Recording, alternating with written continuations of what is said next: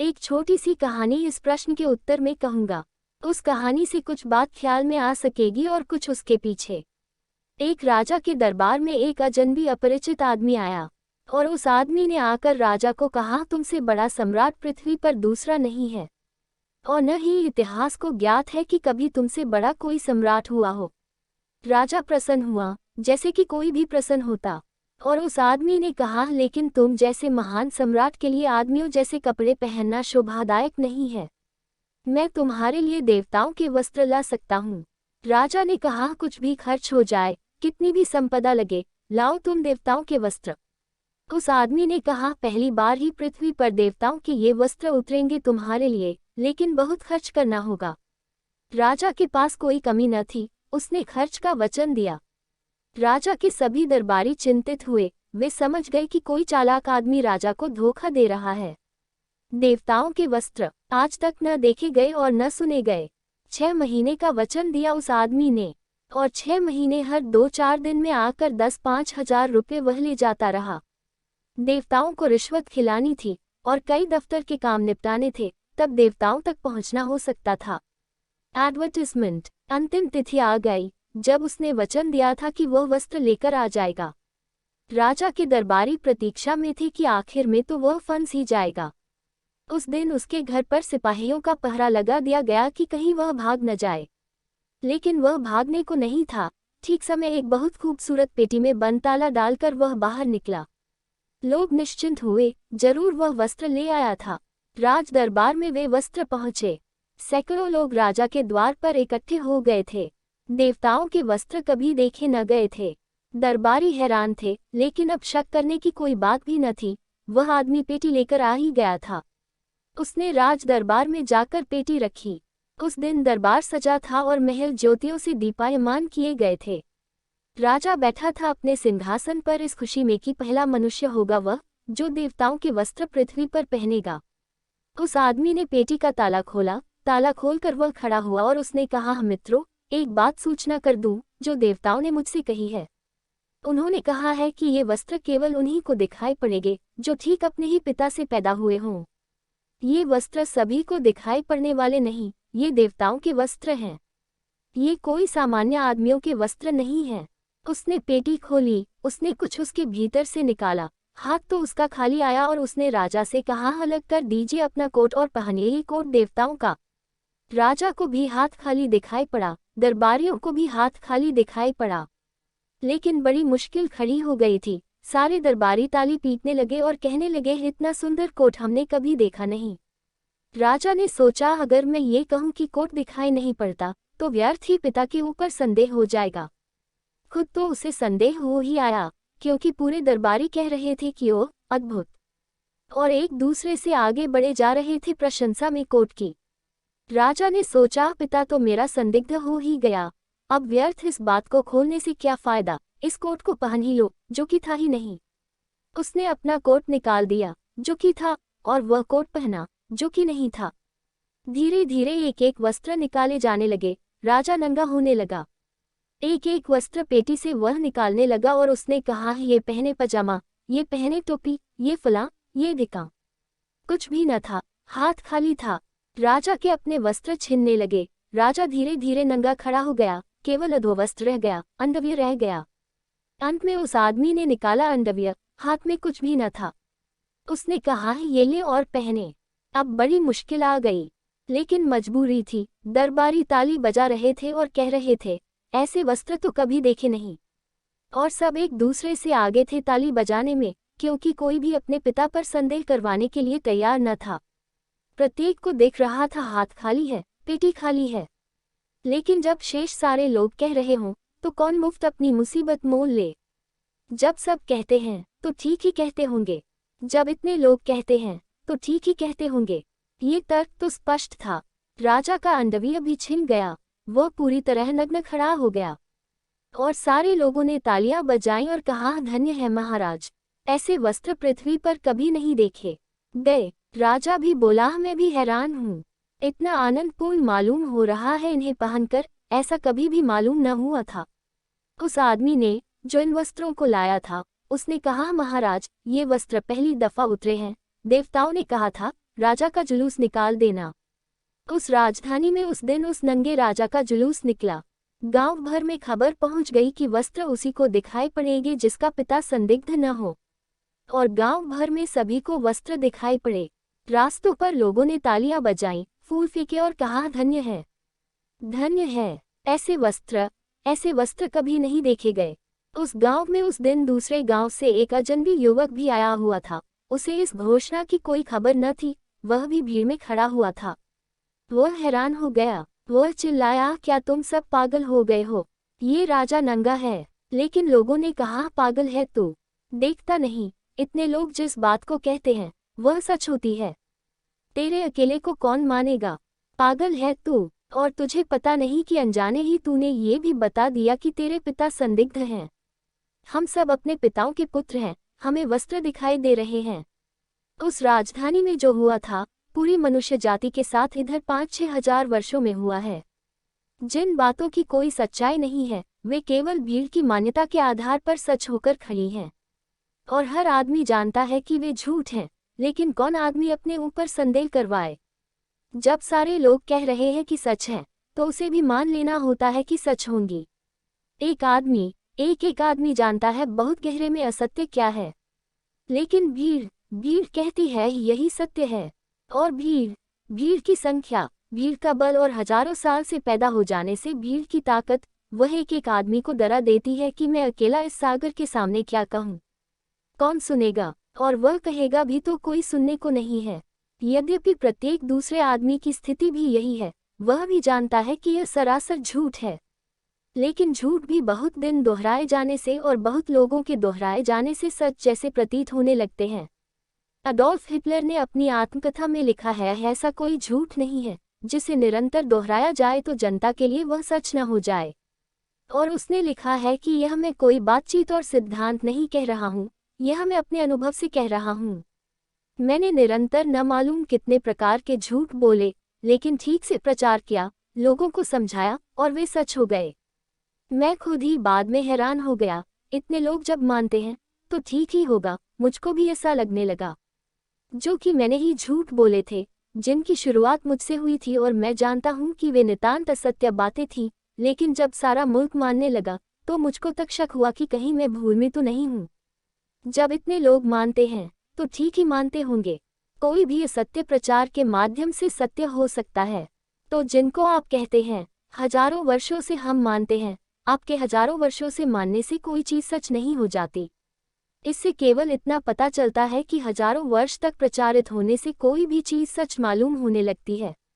और आप कहते हैं हम इतने लोग मानते हैं, हमारी भीड़ इतनी है, इतनी संख्या है। संख्या से सत्य का क्या संबंध? सत्य कोई डेमोक्रेटिक, कोई लोकतांत्रिक पार्लियामेंट थोड़े ही है कि वहां आपने हाथ उठा दिए तो सत्य का निर्णय हो जाएगा कि जिनके पक्ष में ज्यादा हाथ है वे जीत जाएंगे। कोई लोकतंत्र नहीं है सत्य कोई भीड़ की आवाज और हाथों का उठाया जाना नहीं है। उसका निर्णय कोई मत से नहीं होता। पुराने होने से कोई चीज सच नहीं हो जाती है और न नए होने से कोई चीज झूठ हो जाती है। ये कोई कसौटियां नहीं है। फिर मैंने आपसे यह नहीं कहा है कि जो कुछ भी आप मानते हैं वह असत्य है। मैंने ये कहा है मानना असत्य है, और इन दोनों बातों में भेद है। मैंने आपसे यह नहीं कहा है कि जो कुछ आप मानते हैं असत्य है। मैं क्यों कहूँ, मुझे क्या प्रयोजन? मैंने आपसे ये कहा है मानने वाली बुद्धि असत्य है, विचार करने वाली बुद्धि सत्य है। जो मान लेता है और विचार नहीं करता उसकी बुद्धि असत्य है, उसकी चित्त की दशा असत्य है। वह फिर जो भी मान ले वह भी असत्य होगा। जिन चीजों पर आपने कभी सोचा नहीं, खोजा नहीं, उन्हें किस भांति मान लिया है? क्यों मान लिया है? सिर्फ इसलिए कि बहुत लोग मानते हैं, सिर्फ इसलिए कि बहुत लोग स्वीकार करते हैं। ये जो स्वीकृति है बहुत लोगों के आधार पर खड़ी हुई, यही मनुष्य के चित्त पर सबसे बड़ा बंधन है। और जिस व्यक्ति को सत्य की खोज में निकलना हो उसे मान्यता के, बिलीफ के, विश्वास के सारे बंधन तोड़ देने पड़ते हैं। उसे अपने चित्त को मुक्त करना होता है मान्यता से, ताकि वह जान सके। जो मानता है वह जानने से वंचित रह जाता है। जो दूसरे पर विश्वास कर लेता है उसकी खुद की खोज समाप्त हो जाती है। और जो इस भांति स्वीकार करता है वह अंधा है, और अंधे के लिए सत्य का दर्शन असंभव है। आँख चाहिए विचार करने वाली, खोजने वाली, सोचने वाली, चिंतन करने वाली, स्वतंत्र, निष्पक्ष बुद्धि चाहिए। विश्वासी की बुद्धि निष्पक्ष नहीं होती। विश्वासी की बुद्धि पक्षपातग्रस्त होती है, प्रेजुडिस्ड होती है। और जो पक्षपात से भरा है वह कभी निष्पक्ष होकर सोच नहीं पाता। और जो निष्पक्ष होकर नहीं सोच पाता है वह कैसे उपलब्ध हो पाएगा उसे जो कि सत्य है। ये सवाल नहीं है कि कितने वर्षों से कोई बात दोहराई जा रही है।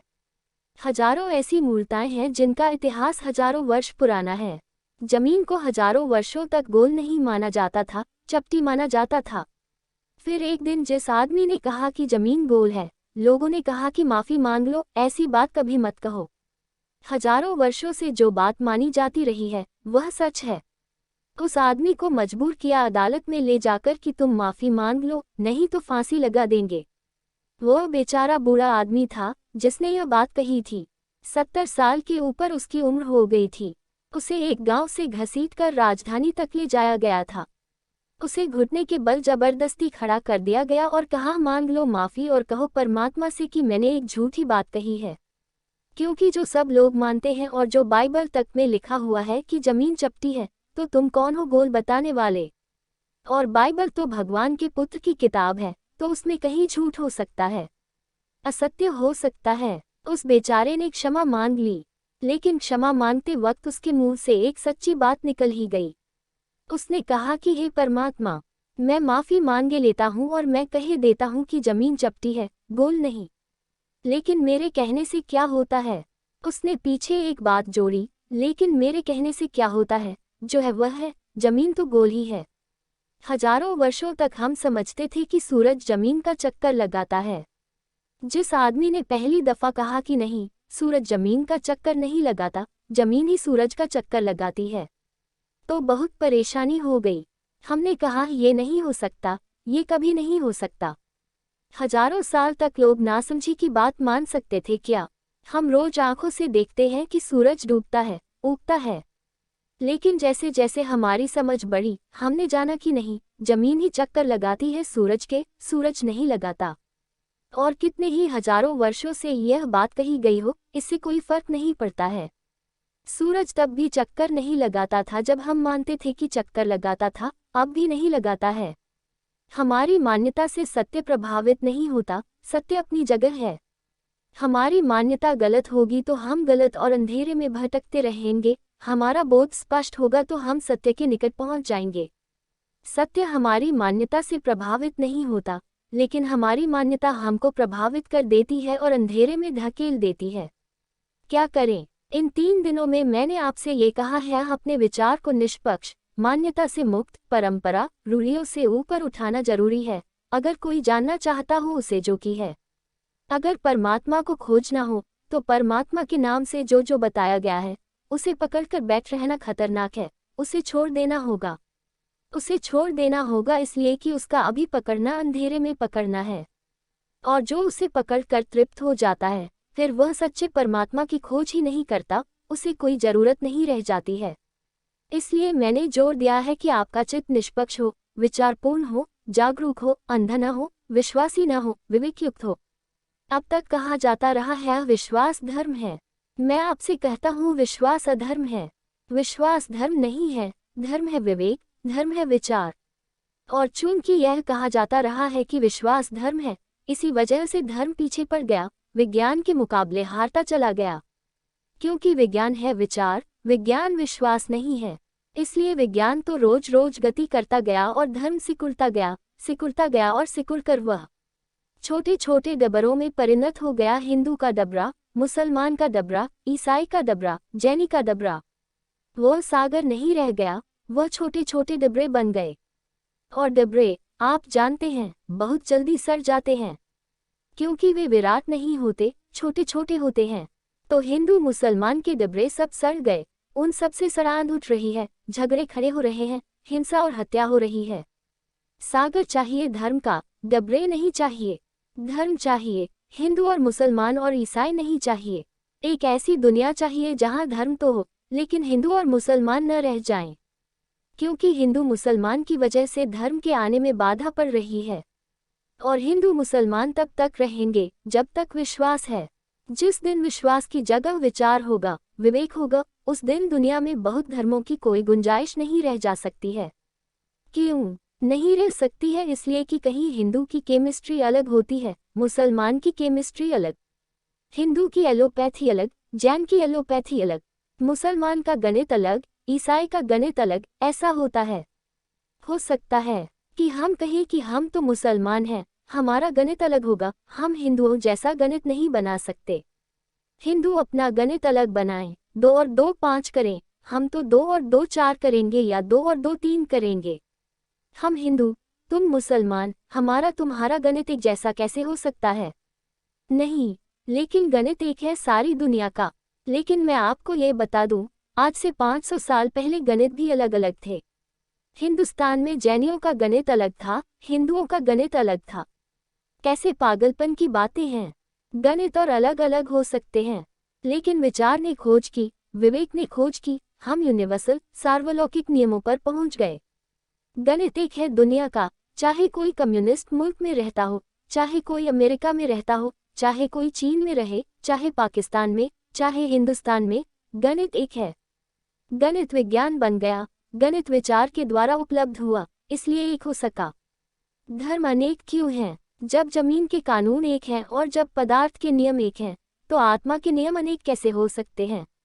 जब सामान्य पदार्थ के नियम सार्वलौकिक हैं, यूनिवर्सल हैं, तो परमात्मा के नियम भी अलग अलग कैसे हो सकते हैं? वे भी यूनिवर्सल हैं, लेकिन हमारे विश्वास के कारण हम उन सार्वलौकिक नियमों को खोजने में असमर्थ हैं। हमारा विश्वास हमें रोकता है। वो कहता है यही सत्य है, तो फिर सत्य की खोज नहीं हो पाती। जब तक जमीन पर हिंदू मुसलमानों में बंटे हुए होंगे लोग, तब तक धर्म नहीं उतर सकता। और यही सारे लोग चिल्लाते हैं कि धर्म नष्ट हो रहा है, और यही उसके हत्यारे हैं। यही सारे लोग चिल्लाते हैं कि दुनिया से धर्म समाप्त हो रहा है। धर्म समाप्त होगा क्योंकि विश्वास पर खड़ा हुआ धर्म धर्म ही नहीं है। लेकिन क्या विचार पर धर्म खड़ा हो सकता है? मैं कहता हूँ हाँ, विचार पर धर्म खड़ा हो सकता है। और जिन लोगों ने भी धर्म को जाना है, महावीर ने, बुद्ध ने, क्राइस्ट ने, मोहम्मद ने, राम ने, कृष्ण ने, उन्होंने विश्वास के आधार पर नहीं जाना है, अपनी खोज, अपना विवेक, अपनी चेतना के जागरण से जाना है। दुनिया में आज तक जब भी धर्म जाना गया है, तब वह एक अत्यंत वैचारिक खोज की तरह जाना गया है, अंधे विश्वास की तरह नहीं। इसलिए मैं कहता हूँ कि चाहे कितने ही लोग मानते हों और चाहे कितने ही हजारों साल से मानते हों, इस बात को अथॉरिटी मत बना लेना कि 1000 साल से कोई मानता है, इसलिए वह सच्ची बात होनी चाहिए। मैं यह नहीं कह रहा हूँ कि वह जरूरी रूप से झूठ है। मैं ये कह रहा हूँ, आपका यह मानने का ढंग और तर्क गलत है। आप खोजें, निजी खोज करें, थोड़ा सोचें, विचार करें, और फिर जो आपको सच मालूम पड़े, वह आपके जीवन को बदल देगा। लेकिन जब तक हम खोज ही नहीं करते, सोचते ही नहीं, तब तक हम अंधों की भांति चलते हैं। और अंधों की भांति चलना मनुष्य के भीतर छिपे हुए परमात्मा का सबसे बड़ा अपमान है।